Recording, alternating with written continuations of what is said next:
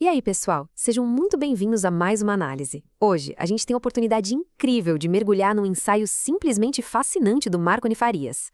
Olha, é um trabalho profundo que cruza teologia bíblica com psicologia moderna, tudo isso para tentar decodificar um dos comportamentos mais malucos e complexos da nossa natureza, o engano. E fiquem tranquilos, a ideia aqui não é apontar o dedo ou julgar ninguém, tá?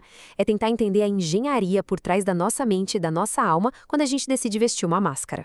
Mas antes de qualquer coisa, pensem um pouquinho. A mentira é só um deslize moral? Uma falha boba? A gente costuma ter uma visão bem redutora da mentira, né? Geralmente a gente enxerga como uma infração puramente legalista, uma quebra de regra. Mas será que é só isso mesmo? A genialidade do texto do Farias está justamente em desafiar essa ideia superficial. Nós vamos tirar agora as camadas mais externas da nossa psique e descobrir que o ato de enganar vai muito, muito além de simplesmente soltar uma palavra falsa por aí. Parte 1. A ilusão do erro moral e as raízes do engano. Bom, vamos direto ao ponto para desconstruir essa ideia que a gente tem sobre o que realmente é uma falha moral.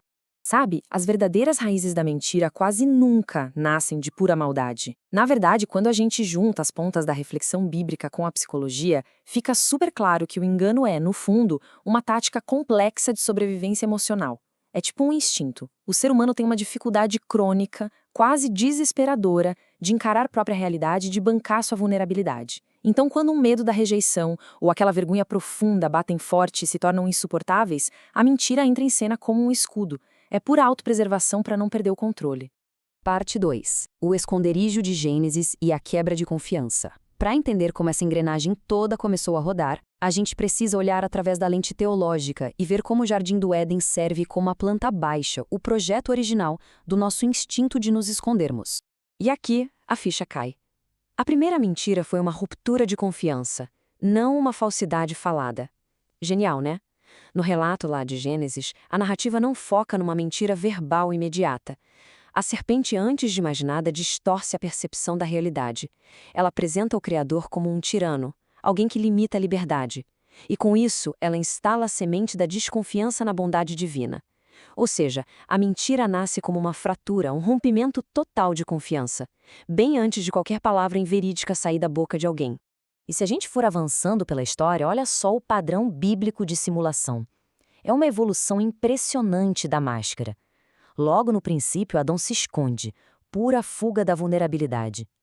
Na geração seguinte, a gente tem Caim negando qualquer responsabilidade. Depois vem os patriarcas, com Jacó usando o engano para pura sobrevivência e para usurpar o que não era dele. Avança mais um pouco e temos a monarquia, o rei Saul racionalizando a mentira como autopreservação política. E lá na igreja primitiva, Ananias e Safira elevam isso a uma manipulação social complexa, encenando uma espiritualidade totalmente artificial. O padrão é cristalino. A gente mente para tentar sustentar um personagem. Isso nos leva à parte 3, a construção da persona e a fuga da dor. Dando um salto histórico para o século XX, é de cair o queixo ver como a psicologia moderna repete esses exatos padrões milenares. Mecanismos de defesa. Do ponto de vista psicológico, a conexão é inegável. O nosso ego, de forma quase sempre inconsciente, e aqui a gente bebe muito na fonte do Carl Jung, constrói uma persona gigantesca e exagerada para evitar o sofrimento. A gente constrói personagens, literalmente. Mentira acaba sendo aquela tentativa desesperada da nossa mente de manter alguma ordem interna quando a realidade pura e simples parece assustadora demais para ser suportada. Agora, respira fundo, porque entramos na parte 4, a fragmentação do eu, o preço da mentira. É aqui que o bicho pega, porque manter essa simulação constante tem custo existencial altíssimo. Esse é o X da questão, o custo final. É incrível como a psicologia e a teologia convergem de um jeito tão perfeito aqui. O diagnóstico para uma vida inteira de simulação é unânime.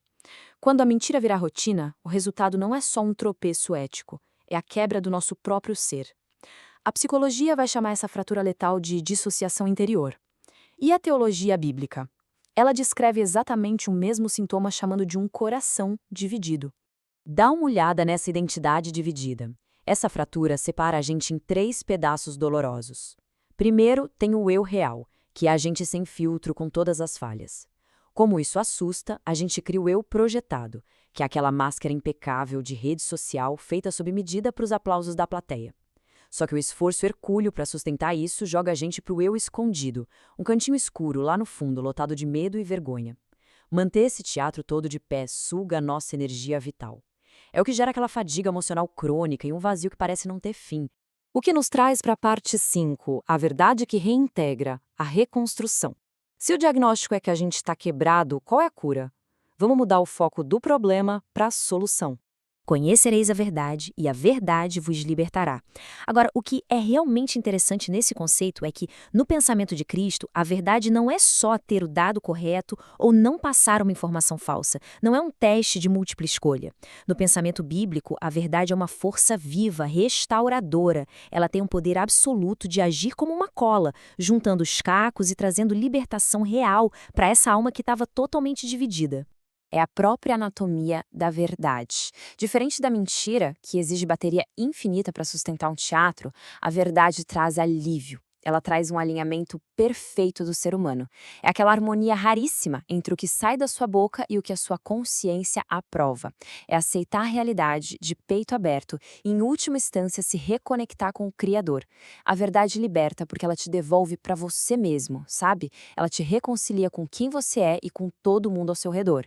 É a troca inevitável. E essa é basicamente a grande sacada de toda essa análise do Marconi Farias. Diante do medo, a gente sempre tem uma escolha. A mentira, sem sombra de dúvida, funciona como um band-aid, um anestésico rápido. Ela conforta por um minutinho, mas depois age como um ácido, fragmentando a alma aos poucos. A verdade faz o caminho inverso. Encarar a realidade crua pode doer um absurdo no início. Machuca. Mas é de longe a única força capaz de reorganizar a casa por dentro. Mentiras criam personagens que não param em pé. Só a verdade reconstrói pessoas de verdade. Até que ponto estamos dispostos a nos enganar para evitar a dor? Essa é daquelas perguntas que batem e ficam ecoando, né? É uma provocação existencial sensacional que o texto original nos deixa.